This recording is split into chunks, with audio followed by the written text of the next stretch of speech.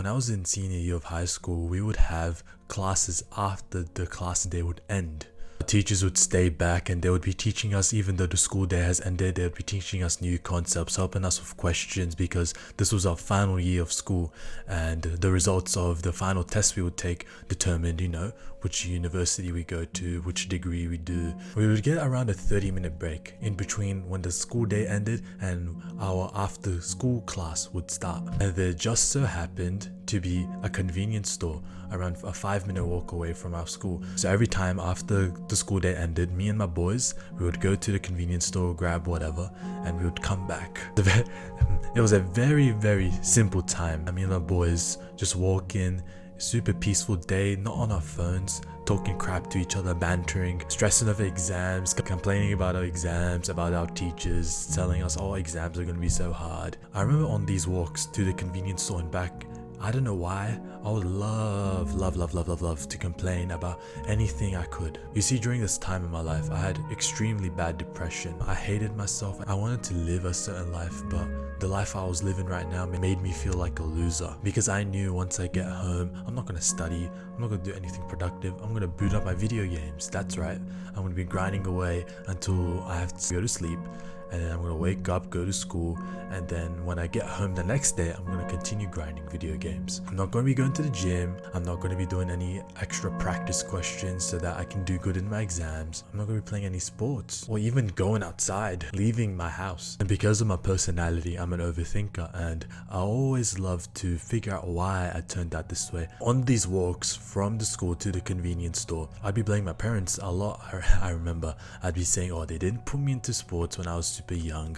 They didn't stop me from playing video games when clearly I was playing all day every day and I was addicted, so it's their fault for not nurturing me properly. I would blame social media because of course I do scroll on TikTok all day as well. It's because of the engineers at TikTok. Oh, they made it so addictive, they made the algorithm so nice and catered to my personal comedic taste, so that's why it's so addictive. It's their fault. It was even down to super petty things, like my friends would ask me, why didn't you play footy with us today, huh? You're just sitting on the sideline like a loser. Why didn't you play footy with us? And I remember I would blame my leg a lot. I said, oh, my leg's injured.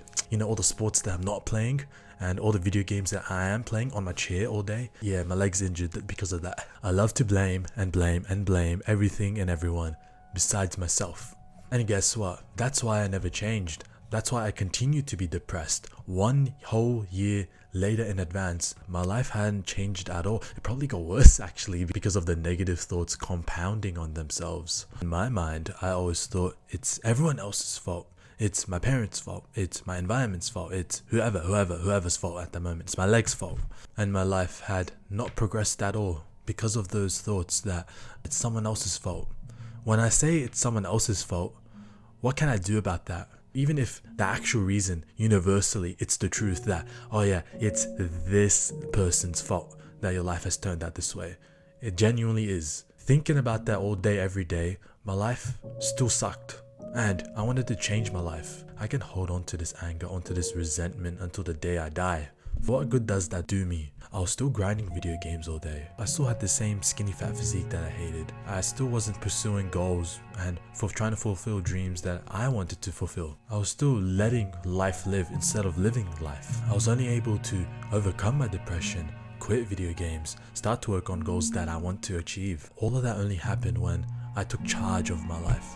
I only changed when I made the realization that I can still change my behaviors and I can change myself irrespective of the decisions I made in the past. I only changed when I realized that the decisions that I made in the past led me to the life I am today, irrespective of who influenced them, of who was responsible for them. It's my fault that I was living the loser life that I hated, and only my fault, which is awesome as well, because that means I can change my life.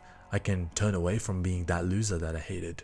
I can overcome my depression. I can hit the gym consistently and get a good physique. I can learn to love myself. I can learn to be positive to everyone around me and spread joy. But only I can do that. No one's coming to save me. It's all on me. If you watching this video, if you're not leading a life where it's super purposeful, you're super happy every single day, waking up, loving what you do, super proud of yourself, of the hard work that you're doing. If you're not living that life, then it's only your fault. It doesn't matter how correct your opinion is that it's someone else's fault, because that's not going to help you. You're going to keep on holding on to that opinion that, oh, it's their fault or it's this thing's fault. But in 1 year's time, you're going to be in the exact same position that you are right now. So what's the point of holding on to that? You may as well just man up and say, I'm going to take responsibility for my own life, regardless of what I did in the past. Imagine you hold on to that mindset 1 year from now. I guarantee you will not be depressed anymore. You won't have any social anxiety, nothing like that. It just takes a little bit of humility to accept that it is maybe just my fault for messing up for this many years consecutively, just like I did. It just takes a little bit of humility to accept that maybe the reason your life sucks is only because of you and nobody else, just like my life sucked. It's not like my parents are coming into the room, grabbing my textbook that I was using to study, throwing it out the window, booting up my laptop and opening up the video games and forcing me to grind. That was all me. So maybe it's just my fault. It's only when you have that humility to accept that your life sucks because of you. It's only then when your life will finally start to not suck.